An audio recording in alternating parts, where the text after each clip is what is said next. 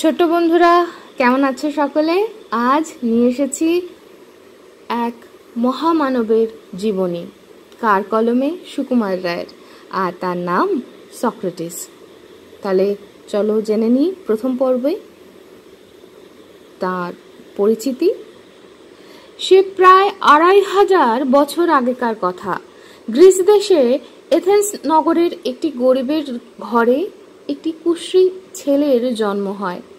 গরিবের ছেলে, পরনে তার ছেঁড়া কাপড়, 2 বেলা পেট ভরিয়া খাইতে পায় কিনা সন্দেহ।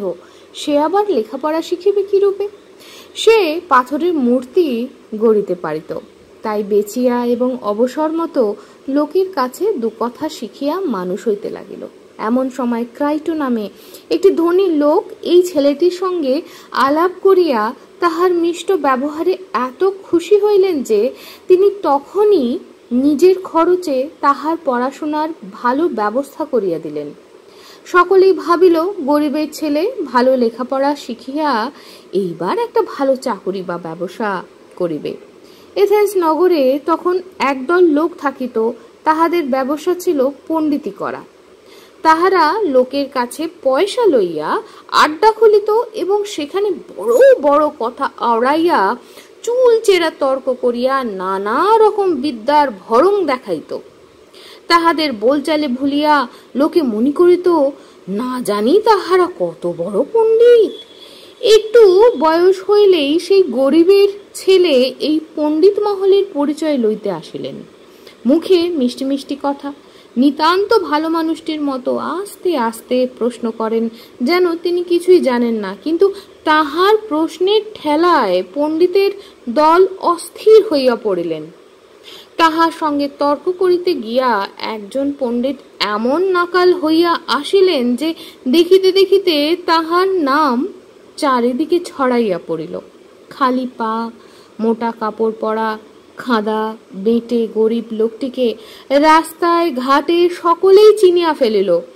তিনি পথে বাহির হইলে সকলে দেখাইয়া দিত, ওই সক্রেটিস। দেখিতে দেখিতে এই সব মূর্খ পণ্ডিতদের উপর সক্রেটিসের ঘোর অশ্রদ্ধা জন্মিয়া গেল। তিনি ভাবিতে লাগিলেন, হায় হায়, এইসব অপদার্থের হাতে পড়িয়া এথেন্সের ছেলেগুলি একেবারে মাটি হইয়া গেল।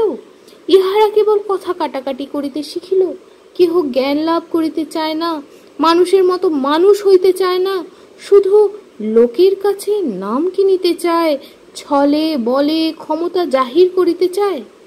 সক্রেটিস তেজের সহিত চারিদিকে বলিতে লাগিলেন, এমন করিয়া কোনো মানুষ বড় হইতে পারে না।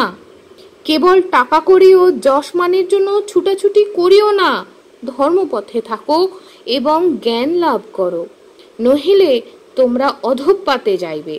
লোকে অবাক হইয়া গরিবের মুখে এই সকল কথা শুনিত এবং যে একবার আসিত সেই তাহার কথায় ও আশ্চর্য ব্যবহারে মুগ্ধ হইয়া যাইত। দেখিতে দেখিতে সক্রেটিসের অনেক বন্ধু ও শিষ্য জুটিয়া গেল। শহরের অনেক বড় বড় লোক পর্যন্ত তাহার কাছে যাতায়াত আরম্ভ করিল। কোনো বিদেশি রাজা অনেক টাকার লোভ দেখাইয়া সক্রেটিসকে তাহার নিজের সভায় লইতে চাহিলেন, কিন্তু সক্রেটিস বলিলেন, আমি এ অনুগ্রহ লইয়া আপনার কাছে ঋণী থাকিতে চাহি না। আমার টাকারই বা প্রয়োজন কি? এই এথেন্স শহরে অতি অল্প খরচেই 2 বেলা আহার করিয়া থাকা যায়, আর কাছে ঝর্ণার জল, তাহার জন্য পয়সা দিতে হয় না। সুতরাং আমার তো কোনো অভাব দেখি না। তাহলে ছোট্ট বন্ধুরা, আজকের মতো প্রথম পর্ব এখানেই শেষ হলো। তাহলে আমরা কি জানলাম? পড়তে হবে, জানতে হবে, শিখতে হবে, আর সৎ থাকতে হবে। তাহলে আজ এই অবধি। আশা করি আমরা যে যেখানেই আছি আপন আপন কর্তব্যগুলোকে ভালোবাসা আর সততার সাথে সম্পূর্ণ করার আপ্রাণ চেষ্টা চালিয়ে যাচ্ছি, আর আমরা আমাদের এই যে সাধনা তাতে আমরা সফল হব। এই শুভকামনা দিয়েই আজকের মতো শেষ করলাম। আবার শোনা হবে একসাথে বাংলা ভাষায় লেখা বিজ্ঞানের রচনায়। টাটা।